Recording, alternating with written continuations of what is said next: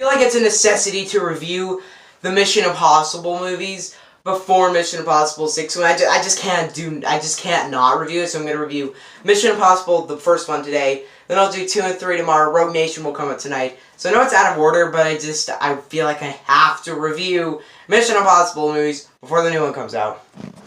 Yeah, Mission Impossible. So Mission Impossible is based on the 70s kind of cheesy action show, and in this movie, Ethan Hunt goes on a mission to Europe, and then bad stuff happens, and there's some bad guys, some bad things going down. So then, we have our epic movie. Now, I always found Tom Cruise in this movie to be I really found his style really good. I didn't really like 90s Tom Cruise for some reason. For some reason, I didn't really like the way it happens.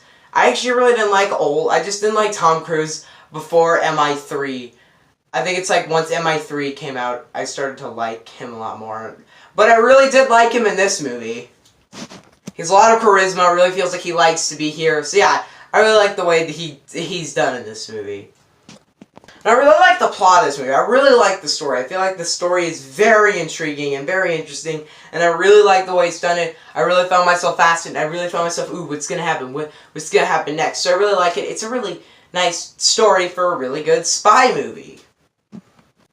That's kind of what this movie is. It's a really good spy movie. Is it the best spy movie? No, but it's actually a really good spy movie.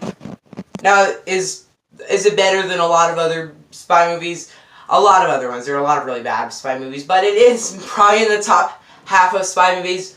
But I don't love this movie, or I don't really think it's great, or I love it, and that's because I don't like. I find most of the characters I forgot about.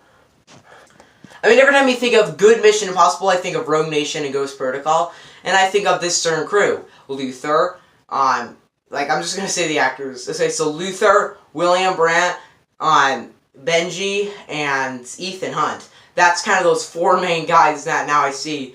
So, and then now there's that new girl, I'm not remembering her name, but she was in 5. In Rogue Nation, and she's like the bad guy at the beginning, then she turns good. You remember her, right? Yeah, she's kind of part of that crew now, in my opinion. So the crew always switches between every movie. This movie, there are only 2 of them, Luther and Ethan Hunt. So I didn't find any other character in this movie to be interesting to me. It also is not a very good franchise step-off one. I don't think it was built to make a franchise, but it happened, and then people went and saw it and made money, so they're like, well, wait, we'll make a sequel. That's kind of how it went down. It wasn't really supposed to be a franchise starter. It was just a movie that came out, a good spy movie that came out, that I really thoroughly enjoy, and I rewatch it quite a lot. It was at a time when CGI was coming into its prime, and also another thing is that things that Mission Impossible becomes iconic for weren't in this movie. Like, they kind of started, this was like a movie for Mission Impossible, and it is canon, but it wasn't where the movies started. And for me, the movies started with 4. I feel like Ghost Protocol is the one that launched it, then Rogue Nation, and I hope Fallout's good. I'm hearing it's good, so yay. I mean, it did start one of my favorite franchises of all time. Yes, I'm saying it, Mission Impossible is one of my favorite franchises. But it isn't the best stand-up point for a franchise. But I do like the way they changed it.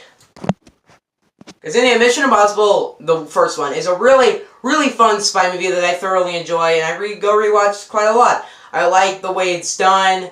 I really like Tom Cruise in this movie. I didn't like the cat. I didn't like really anybody else other than Tom Cruise in this movie. But I will say that I will give Mission Impossible an 8. Yep, that's it. Bye!